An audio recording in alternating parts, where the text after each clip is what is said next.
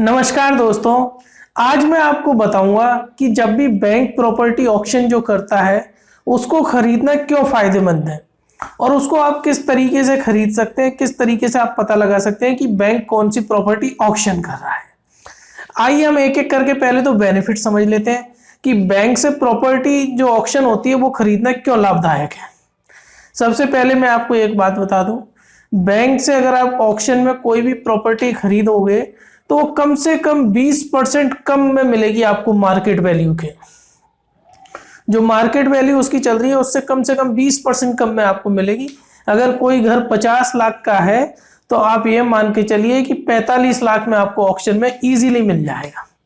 अब ऑक्शन में हमें लो रेट में क्यों मिलता है, इसके पीछे एक बहुत बड़ा रीजन है जो कहीं ना कहीं आप लोगों को भी पता है, लेकिन अब मैं आपको डिटेल में समझाता हूँ। अब आप ये समझिए कि ये डिफरेंस क्यों आता है। होता है क्या है, अगर आप कोई प्रॉपर्टी मार्केट में खरीदने जा रहे हैं तो आपको कुछ पैसा तो ब्लैक में देना पड़ेगा और कुछ पैसा वाइट में।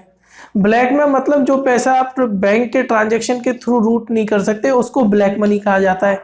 और रजिस्ट्री हमेशा आपने देखा होगा कि जो प्रॉपर्टी आप खरीद रहे हैं जिस प्राइस में, हमेशा उससे कम में होती है। जो रजिस्ट्री का पैसा है वो तो वाइट में जाता है, जो नॉन रजिस्ट्री का पैसा है वो आपको ब्लैक में देना होता है। लेकिन जब आप बैंक ऑक्शन से कोई प्रॉपर्टी खरीदते हो तो आपको सारा पैसा व्हाइट में देना होता है। अब सारा पैसा अगर आपको व्हाइट में देना है तो जनरली जो बड़े बड़े जो है इंडस्ट्री, जो बड़े बड़े जो बिल्डर्स है या जो प्रॉपर्टी का काम करते हैं, उनके पास नंबर एक में इतना पैसा नहीं होता। तो जो लोग नंबर जो पार्टिसिपेट करते हैं बिड में वो लगभग कम होते हैं। तो इसका बेनिफिट हमें इस हिसाब से मिलता है कि 20% से तक आपको प्रॉपर्टी सस्ती मिल जाती है बैंक ऑक्शन में।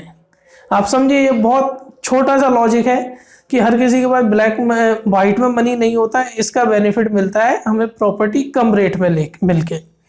अब और क्या बेनिफिट है, दूसरा ये कि जो भी टाइटल डीड्स हैं जिस प्रॉपर्टी को आप खरीद रहे हो उसमें किसी तरह का कोई डिफेक्ट नहीं है, क्योंकि बैंक ने वो प्रॉपर्टी अगर अपने यहाँ मॉर्गेज रखी हुई है तो बैंक ने ऑलरेडी अपने वकील से वो सारी वेरिफिकेशन रिपोर्ट्स वगैरह ऑलरेडी करवा रखी होगी। तो आप निश्चिंत हो जाएं कि आपको कोई डिफेक्टेड पीस या कोई जिसपे लीगल है केस चल रहा होगा ऐसी कोई प्रॉपर्टी बैंक ऑक्शन में आपको देगा, ऐसा कुछ नहीं होगा।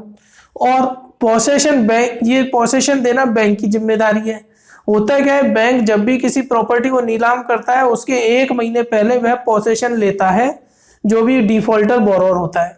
तो आपको पोसेशन बाकायदा बैंक आपको चाबियां लाकर देगा घर की, जब अगर आप बिडिंग में जीत जाते हैं तो।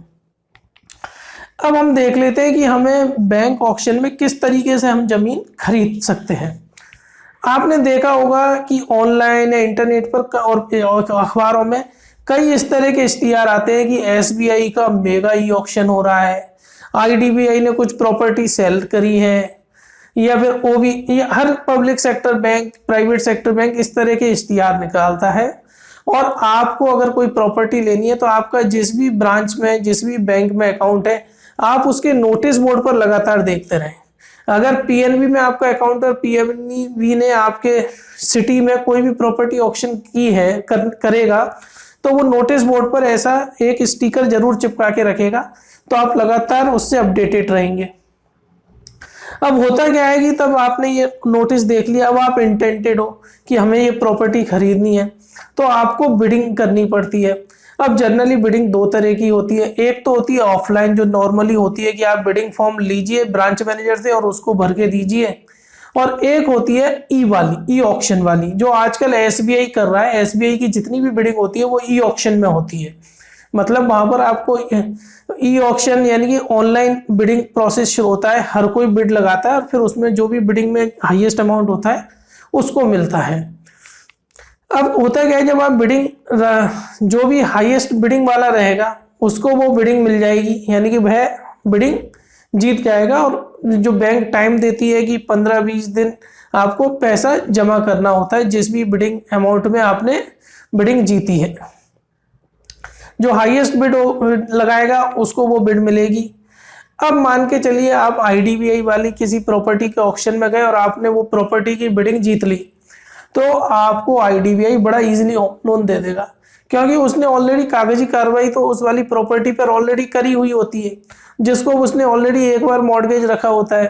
तो आपको आपने जिस भी बैंक से के ऑक्शन में गए हो और वहां अगर आपने बिडिंग जीत ली है, तो वो बैंक आपको बड़ा इजीली होम लोन दे देगा। आप होम लोन लेकर उस घर में रह सकते हैं। आपका खुद का एक घर हो गया जो कि आपको 20% कम में मिल रहा है।